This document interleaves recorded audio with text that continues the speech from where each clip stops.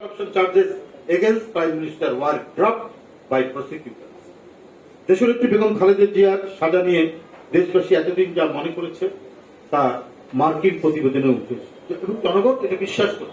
বেগম খালেদা জিয়া রাজনৈতিক প্রতিহিংসার শিকার, বেগম খালেদা জিয়া শেখ হাসিনার বিদ্বেষের শিকার, শেখ হাসিনার অসুয়ার শিকার। সেটা এখন গণতান্ত্রিক বিশ্বে যারা খুব অবজেক্টিভলি এটা পর্যবেক্ষণ করছেন, অবজার্ভ করছেন, তারা সেগুলোকে তুলে ধরছে।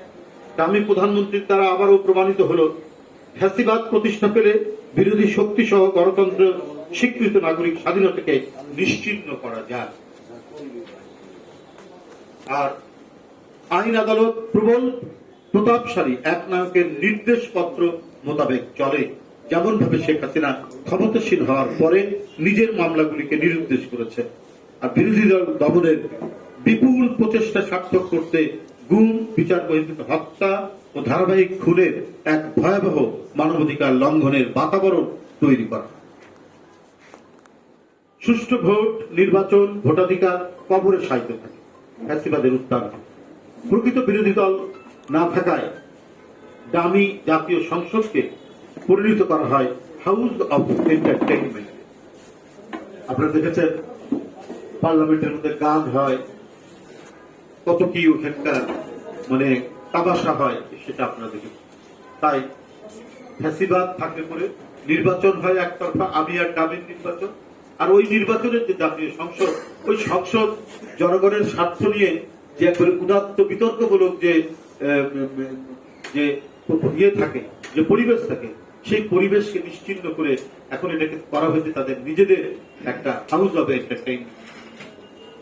বর্তমান দাবি সরকার অভিন্ন হৃদয় বড় বন্ধু হচ্ছে পার্শ্ববর্তী দেশ ভারত। মনে হচ্ছে দেশের স্বাধীনতা সার্বভৌমত্বের চাবিটা শেখ হাসিনা তাদের দিয়ে দিয়েছে। বাংলাদেশের সরকারের সকল অপকর্মের একমাত্র প্রোটেক্টর হিসাবে তারা একমাত্র ভারতকেই মনে করে। তাই প্রায় প্রতিদিনই বাংলাদেশ ভারত সীমান্তে বিএসএফ কর্তৃক বদ্ধভূমি বানানো হলেও আওয়ামী নিপীড়িত সরকারকে নিশ্চুপ থাকতে।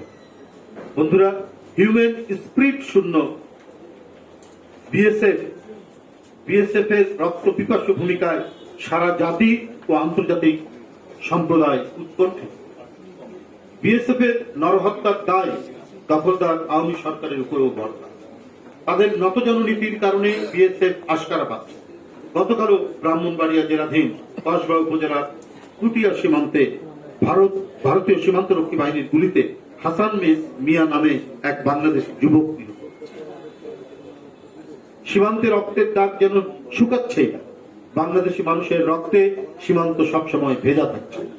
ভারতীয় সীমান্তরক্ষী বাহিনী বিএসএফ যেন নির্যাতন আর মৃত্যুর নির্মম খড়গ। তাদের মনে নিত্য জেগে রয়েছে কেবল হত্যার উল্লাস।